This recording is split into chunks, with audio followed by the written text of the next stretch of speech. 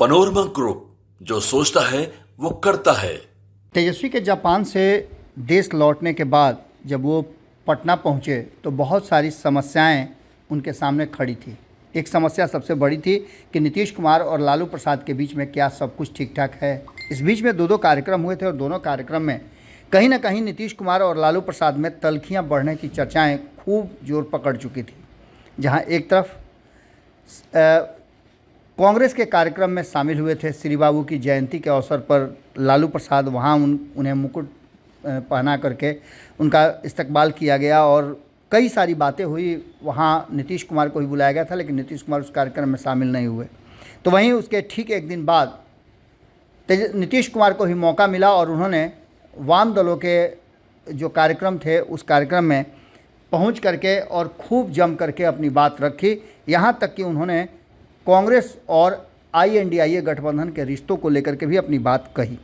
उन्होंने यहाँ तक कहा कि कांग्रेस को अभी कोई मतलब नहीं है, 5 राज्यों के चुनाव में फंसी हुई है।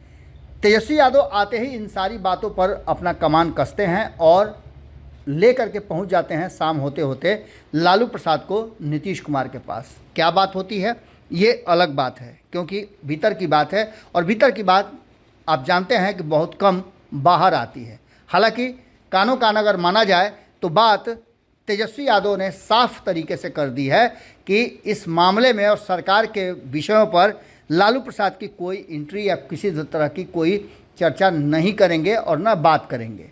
अब इन सारी बातों को लेकर के नीतीश कुमार और तेजस्वी यादव के बीच रिश्तों को बेहतर दिखाने और बनाने की रखने की कोशिश तेजस्वी यादव की तरफ से होने लगी।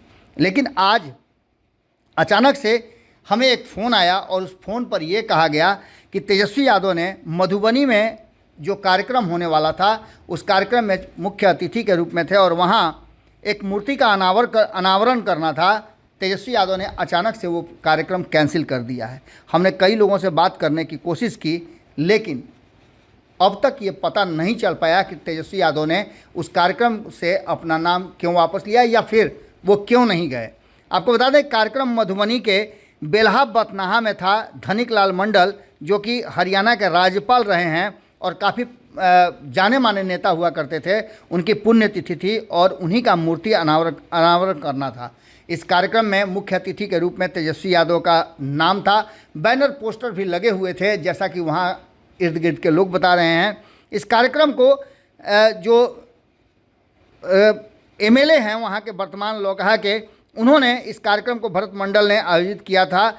लेकिन अचानक से नीतीश कुमार के और तेजस्वी यादव के बीच जो कुछ भी चल रहा है उसको लेकर के, जहां एक तरफ कहा जा रहा है कि तेजस्वी यादव ने अपना कार्यक्रम कैंसिल किया है, तो दूसरी तरफ ये बातें कही जा रही है कि तेजस्वी यादव की अस्वस्थता के कारण वो नहीं पहुंचे हैं। अब देखना दिलचस्प होगा कि पहले से तय कार्यक्रम और अचानक से कैंसिल हो जाता है तो इसके पीछे कुछ न कुछ चर्चाएं तो होंगी।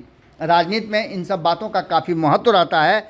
क्या तेजस्वी यादव वास्तव में अस्वस्थ हैं? क्योंकि तस्वीरें जो दिवाली के रात की नज़र आ रही है उसमें किसी भी तरह से अस्वस्थ नज़र नहीं आ रहे हैं। लेकिन चलिए, तबीयत है, कभी भी ख़राब हो सकती है। ऐसी ही तबीयत ख़राब हुई थी, डेंगू हो गया था ललन सिंह को, जब INDIA गठबंधन के समन्वय समिति की बैठक होनी थी दिल्ली में।